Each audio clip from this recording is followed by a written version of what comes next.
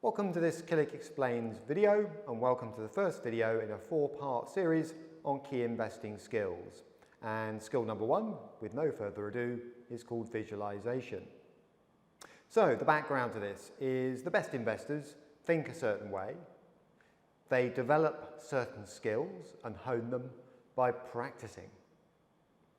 Now, as an example of what I mean by the dilemma facing most of the rest of us, if you like, is we tend to be a bit prone to jam today rather than tomorrow thinking, all right? Whereas actually the best investors do think about providing jam for tomorrow as well as today.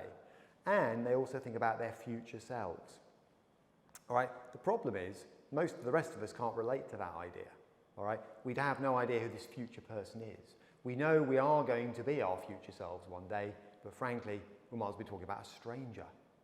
Enter visualization. Now, this is an incredibly powerful technique, but it takes practice and effort to get right. So, who's used it?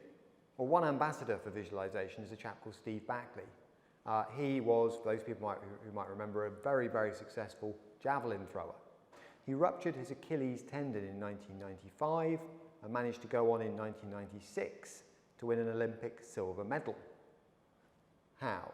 And he puts it down to his body had let him down at a crucial moment. He couldn't go out and physically throw the javelin. So while he was recovering, he used to lie down for hours and visualize throwing a javelin.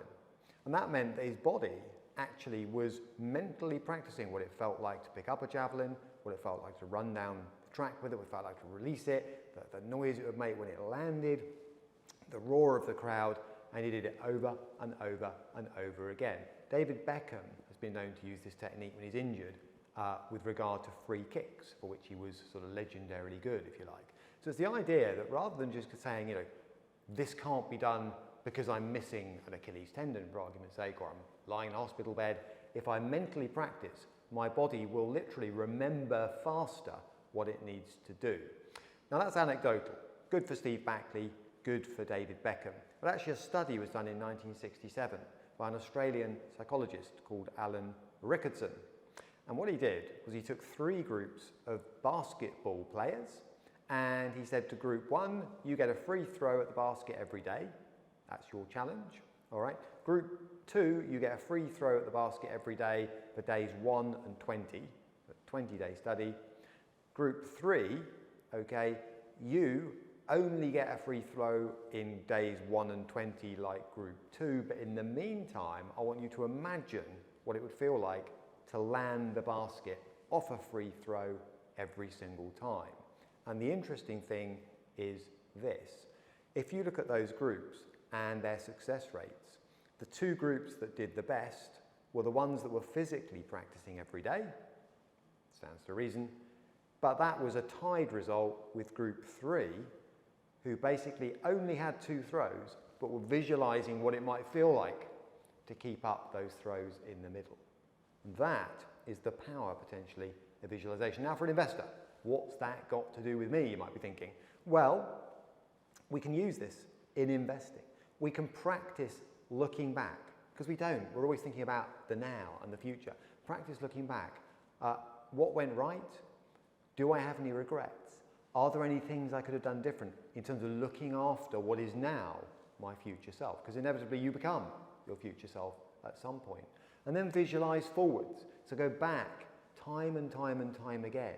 What went right? What went wrong? Be honest about what went wrong. What could I have done differently? And now let's reset, decide where we want to be in investing terms, and make a plan that will get us there. All right? And then keep revisiting the plan, tweaking it, adjusting it, to take account of the fact that life isn't static. Okay, awful lot of information in one video there. If you'd like to know more about this particular topic, you could ping me an email, editor@killick.com, for one or two of the sources I've just given you. That would be also a good place to ping me if you'd like a copy of my guide here, which talks about investing in equities more generally. And it would be a good place to ping me if you'd like a copy of our quarterly magazine, which discusses some of the other issues around investing. And that again is called Confidant, and it's editor@killick.com.